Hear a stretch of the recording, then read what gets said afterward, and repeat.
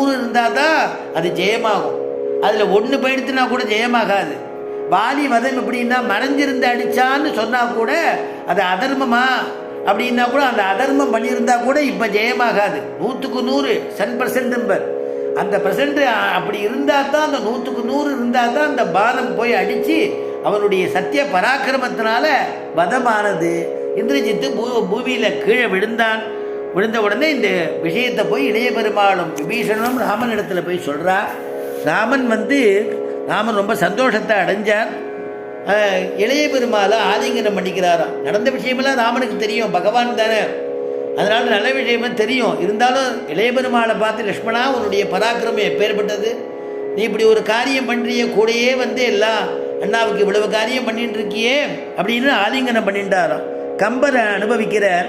மறைகளே தேர தக்க வேதியர் வணங்க பால் இறைவன் ராமன் என்னும் நல்லற மூர்த்தி என்னில் மறைகளே தேரத்தக்க வேதியர் வணங்கற்பால இறையவன் ராமன் என்னும் நல்ல மூர்த்தியனில். அப்படியே குருநாதர் சொல்லுவார். இந்த வால்மீகி ஸ்லோகத்தினுடைய தமிழ் மாதிரியே இருக்கும்ப. தர்மாத்மா சத்யசந்தஸ்ச ராமோ தாசரதிரியதி. அதே மாதிரி அவர் சத்தியசந்த, அதே மாதிரி இங்கே சொல்கிறான். மறைகளே தேரத்தக்க, மறைகளுக்கெல்லாம் மறைஞ்சிருக்கக்கூடியவன், வேத பிரதிபாத்தியன், வேத வேத்தியன், அப்படிப்பட்டதான ராமன் வேதியர்கள்லாம் வணங்கக்கூடியவனாக இருந்தால், அந்த வேதத்தை பிராணனாக கொண்டிருந்தால், வேதத்தை மூச்சா கொண்டிருந்தா, அந்த நல்லற மூர்த்தியனின் பிறை எயிற்று இவனை கோரி. அவனுடைய எந்த அஸ்திரத்தினால பிரயோகிச்சானுங்கிறார். அர்த்த சந்திர பானம்னு. அதாவது இன்னைக்கு போனால் வடுவூரில் போய் சேவிக்கலாம். அந்த வடுவூரில் சஸ்திரம்னு பேர். வடுவூர் ராமன் கையில் பெரிய சந்திரன் மாதிரி இருக்கும். அதை கையில் பிடிச்சிட்டு இருப்பார். ஒரு கையினால் ஆச்சரியமான தனுசு, மற்றொரு கையினால் அந்த பானத்தை வச்சுட்டு இருப்பார். இங்கே அதான் கம்பன் எழுதுறான்.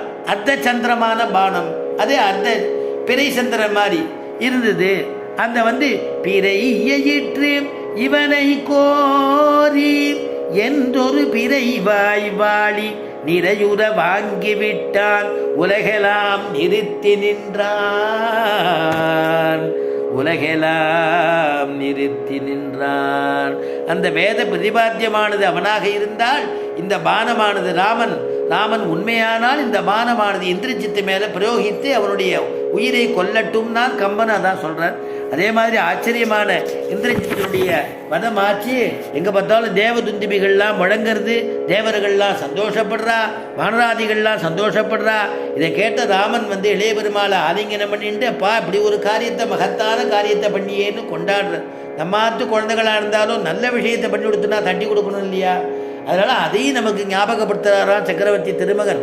அதனால் சக்கரவர்த்தி திருமகன் அப்படி இளைய பெருமாளை கொண்டாடுறார் அப்படிங்கிறதோட பூர்த்தி பண்ணிட்டு அடுத்த வாரம் தொடர்ந்து உபன்யாசத்தை அனுபவிப்போம். நன்மையும் செல்வமும் நாடும் நல்குமே, தின்மையும் பாபமும் சிதைந்து தேயுமே, சென்மமும் மரணமும் இன்றி தீருமே, இம்மையே ராமா என்ற 2 எழுத்தினால் மங்களம் கோசலேந்திராய மகனீய குணாப்தயே சக்கரவர்த்தி தனூஜாய சார்வபௌமாய மங்களம். யஸ்மாதேவ மயா சர்வம் சாஸ்திரமக்ராஹினான்யதः தஸ்மை வேங்கடநாதாய மமநாதாய மங்களம். ஸ்வஸ்தி பிரஜாப்ய பரிபாலயந்தாம்.